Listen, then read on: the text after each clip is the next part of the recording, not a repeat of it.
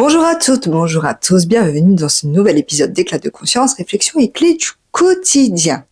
Aujourd'hui, je vais te révéler les 12 clés de l'estime de soi, soit les 12 choses à travailler pour renforcer ton estime de toi, afin que cette dernière soit de plus en plus solide.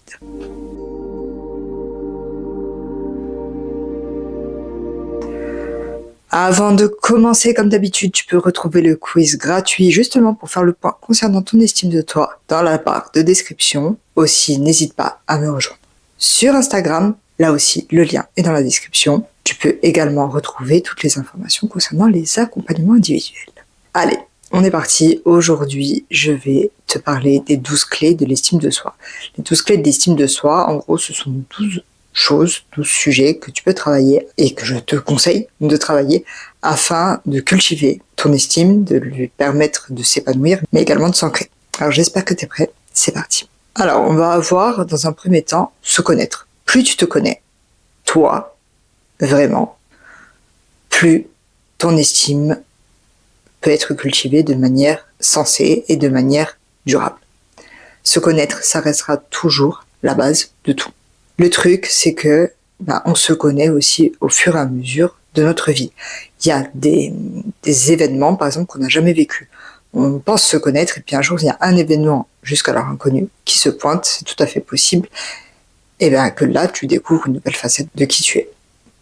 Donc, faut pas oublier qu'en fait, on ne se connaît jamais assez, et l'inconscient nous réserve parfois des surprises, mais l'avantage c'est qu'à un moment donné, petit à petit, tout ce qui descend vers le conscient nous permet d'avoir l'information et de se connaître de mieux en mieux. Donc apprends à te connaître. Une fois qu'on se connaît, deuxième étape, ça va être de s'accepter. Le fait de s'accepter, que ce soit dans les bons moments comme dans les mauvais, que ce soit dans nos qualités, dans nos défauts, s'accepter à tous les niveaux, ça fait vraiment partie d'une des clés de l'estime. On ne peut pas être parfait pour la simple et bonne raison que c'est un concept qui n'existe pas. Autrement dit, si quelque chose est pas, si rien n'est parfait, tout l'est. Okay. Donc, s'accepter, même quand ça va moins bien, même dans nos downs, même lorsque nos mieux ils sont moins bien que d'habitude, ça permet de développer son estime. Tout simplement parce que tu sais que ta valeur ne dépend pas de ça. En 3, justement, je te parlais de perfection. Ça va être accepter l'idée de l'imperfection, accepter l'imperfection. Mais l'imperfection, que ce soit par rapport à soi, par rapport aux autres, par rapport aux événements, par rapport à la vie. Comme je te l'ai dit, si les choses sont imparfaites, on dit tout l'est.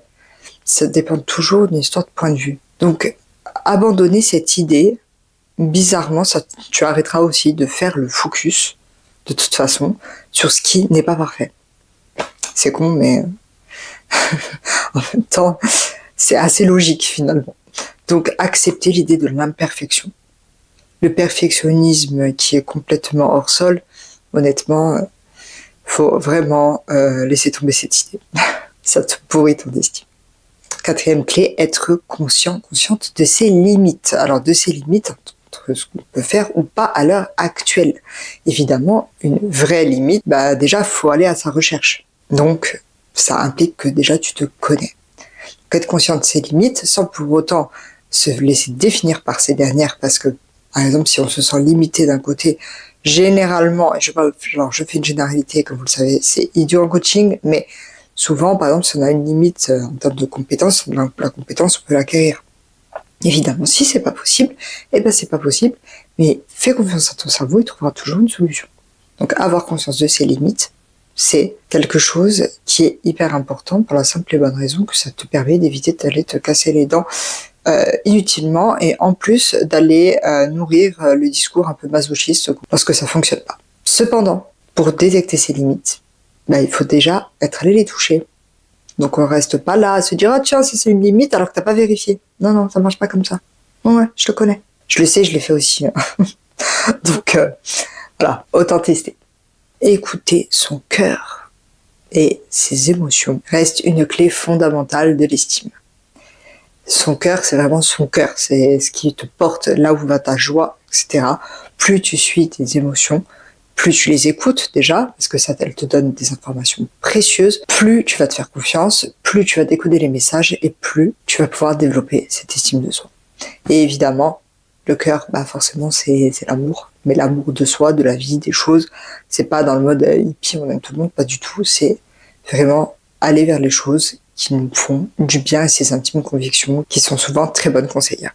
Clé suivante, faire taire la critique intérieure. Plus tu t'observes, plus tu vas détecter les discours internes qui sont là et qui te pourrissent la vie et qui te pourrissent toi. D'accord?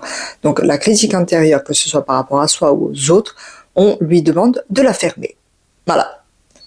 C'est peut-être bête dit comme ça, mais vraiment, et puis de toute façon, ça devrait être une des premières choses à faire. On lui demande de se taire. La critique inutile, en plus ça te fait clairement dépenser de l'énergie pour rien, on lui ferme son clapet. On dit non, tais-toi, c'est pas utile. Et en plus, généralement, elle n'a même pas été invitée.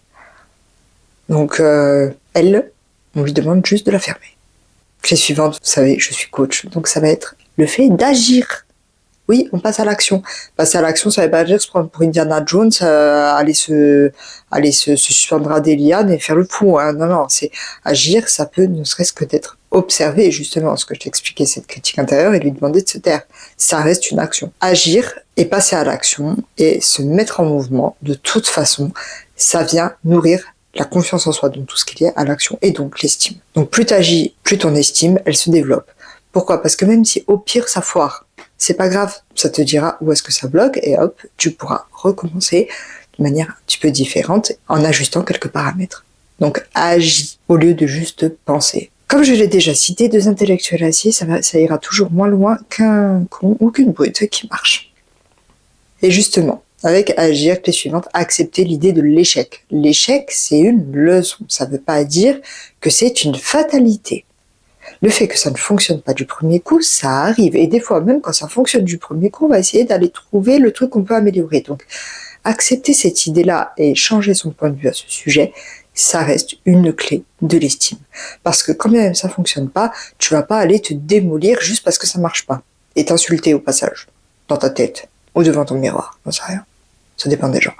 Donc, accepter l'idée que ça puisse arriver sans pour autant se dire que ça va foirer. C'est juste accepter l'idée que ça puisse arriver. Et accepter que dans la vie, il peut y en avoir. Et que c'est pas grave. Et de désacraliser ce truc, mine de rien, pour ton estime, c'est une sacrée avancée.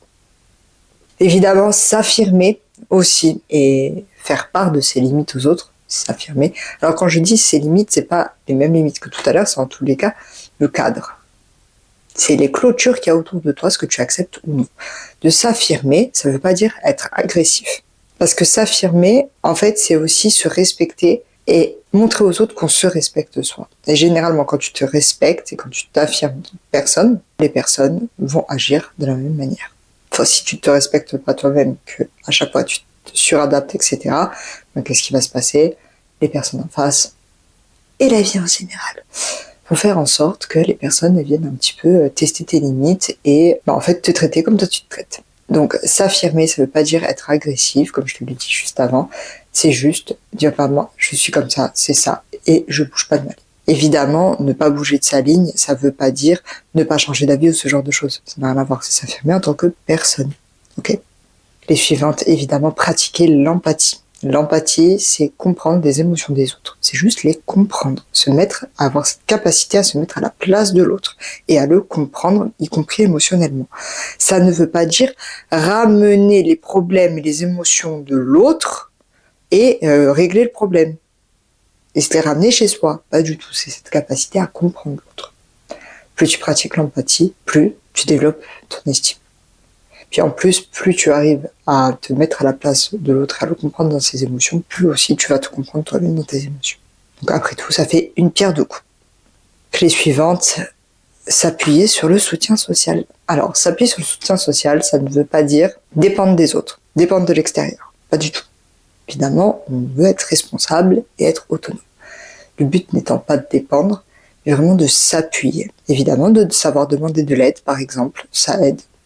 Concrètement, c'est le cas de le dire, à nourrir ton estime.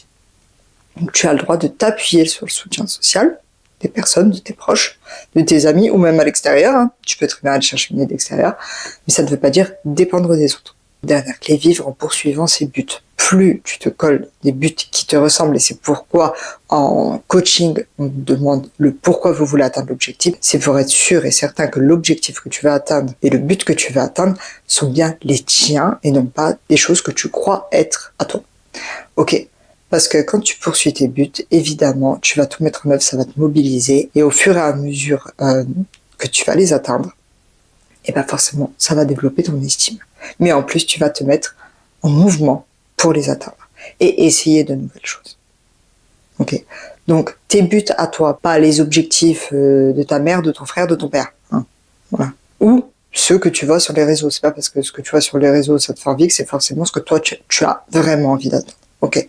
Donc, assure-toi toujours que les objectifs que tu vas atteindre, c'est bien les tiens. Aussi, évidemment, donc là, c'est pas les clés, mais vraiment pratiquer cette notion d'intégrité, je l'ai dit, dans s'affirmer. L'intégrité, ça reste très important pour l'estime de soi. Donc, plus tu pratiques, plus tu intègres ta manière, plus tu fais les choses pour toi, pour te faire du bien, pour t'améliorer. Et quand je dis s'améliorer, c'est pas négatif, bah forcément, ça fonctionne. Cet épisode touche à sa fin. J'espère que ce dernier t'aura plu. Si c'est le cas, n'hésite pas à le liker. Aussi, partage-le si ce dernier peut être utile à quelqu'un de ton entourage. N'oublie pas de t'abonner et d'activer la cloche de notification. On se retrouve jeudi prochain à même heure et en attendant, ne l'oublie pas. Tu es là